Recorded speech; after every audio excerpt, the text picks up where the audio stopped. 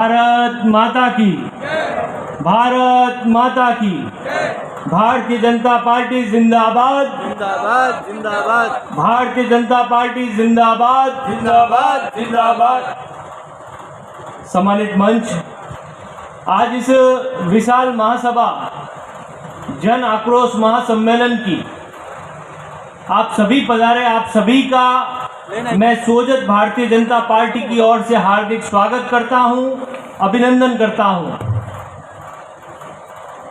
मित्रों, ये जन आक्रोश क्या है और ये जन आक्रोश कब पैदा होता है, ये हमें जानना जरूरी है। अभी कुछ समय पूर्व जब मैं घर से रवाना हुआ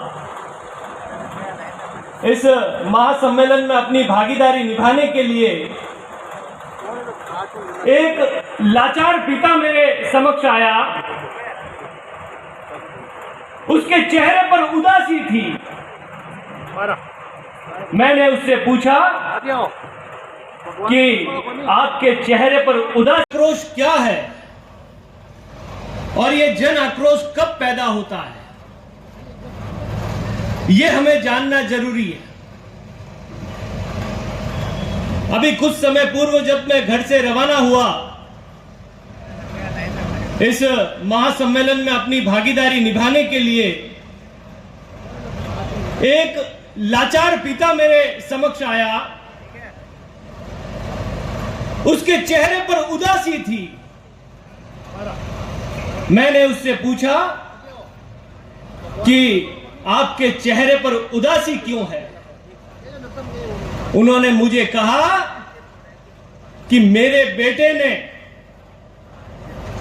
पिछले कई महीनों से जो परीक्षा की तैयारी की थी और मुझे विश्वास था कि इस बार मेरे बेटे का सिलेक्शन राजकीय सेवा में जरूर होगा, लेकिन जब वह एग्जाम देकर के बाहर आया और पीछे से खबर आई कि पेपर लीक हो चुका है।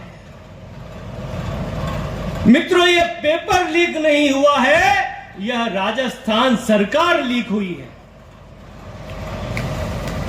बड़ी विडंबना है।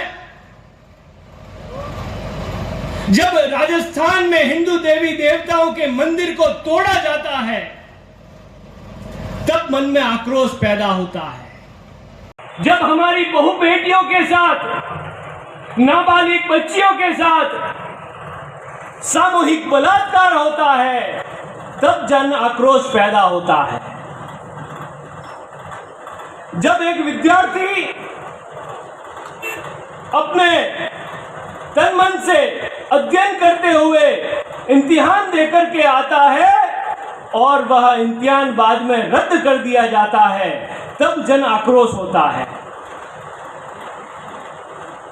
जब किसी नेता द्वारा कहा जाता है कि 1 से 10 तक गिनूंगा, हमारी सरकार आएगी और सरकार आते ही किसानों का कर्जा माफ करेगी, और किसानों का कर्जा माफ नहीं होता, बल्कि वे किसान जो है वे कर्जे के नीचे दबकर आत्महत्या करने को मजबूर हो जाते हैं, तब जन आक्रोश होता है। जब इसे राजस्थान के भविष्य के साथ, राजस्थान के युवाओं के साथ खिलवाड़ किया जाता है, तब जन आक्रोश होता है। आज जो इतनी संख्या में यहां जो जनसमूह देख रहे हैं, यह किसी न किसी समस्या से पीड़ित है। जब एक सेवक सेवा करने के लिए मुख्यमंत्री के पद पर विराजमान होता है, तब वह यह शपथ लेता है कि मैं ऐसा कोई कार्य नहीं करूंगा जिससे मेरे राज्य की जनता का कहीं न कहीं नुकसान हो। लेकिन जब राज्य की जनता पीड़ित होती है, जब राज्य की जनता शोषित होती है, तब यह जन आक्रोश पैदा होता है। हमारे मन में भी पीड़ा है। अनेकों प्रकार की समस्याओं को लेकर के पिछले कई दिनों से हमने गांव गांव और ढाणी ढाणी जाकर के उस रथ को, और मैंने तो अपनी पूर्व की रथ जो है भगवान श्री कृष्ण का रथ है, और जिस प्रकार से कृष्ण ने कौरवों का नाश किया था उसी प्रकार से आप सभी को कृष्ण बनना है और इस कौरव रूपी राजस्थान सरकार का नाश करना है। तब जन आक्रोश की यात्रा जो है, यह महासंग्राम जो है, यह सफल होगा।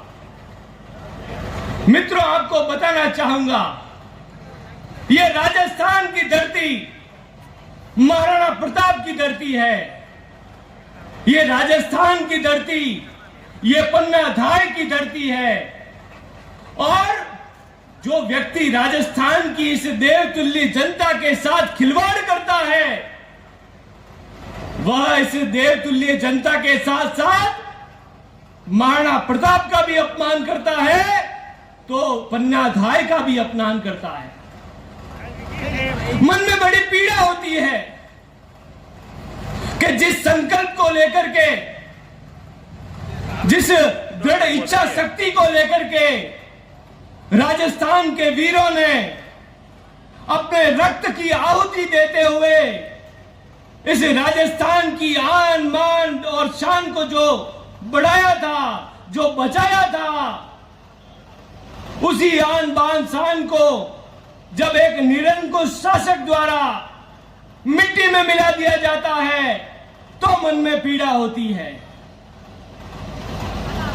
मित्रों, राजस्थान सरकार के खिलाफ जितनी भी बातें करें, मन हमेशा अधूरा सा रहता है। इतनी बातें आपको गिनती गिनाने लगे, भ्रष्टाचार में हिंदुस्तान में राजस्थान नंबर 1 है, गैंगरेप में, और हद तो तब हो जाती है जब इनके द्वारा पेपर लीक किया जाता है और राजस्थान के युवा मोर्चा के कार्यकर्ताओं द्वारा जब शिक्षा मंत्री के घर पर विरोध प्रकट किया जाता है और शिक्षा मंत्री द्वारा उन कार्यकर्ताओं की गिरफ्तारी कर दी जाती है। मैं इस सार्वजनिक मंच से मैं शिक्षा मंत्री राजस्थान के और राजस्थान सरकार की कठोर निंदा करता हूं कि इस राजस्थान में विरोध प्रकट करने का भी कोई अधिकार नहीं। विधानसभा के चुनाव में राजस्थान सरकार को उखाड़ फेंकना है। हो गई है पीर पर्वत सी, हो गई है पीर पर्वत सी, पिघलनी चाहिए इस सभा से राजस्थान सरकार की अर्थी निकलनी चाहिए। निकलेगी कि नहीं? निकलेगी। दोनों हाथ बंद कर मुट्ठी खड़े के, ये संकल्प की मुट्ठी है। बोलिए भारत माता की जय हो, भारत माता की जय हो। बहुत बहुत धन्यवाद।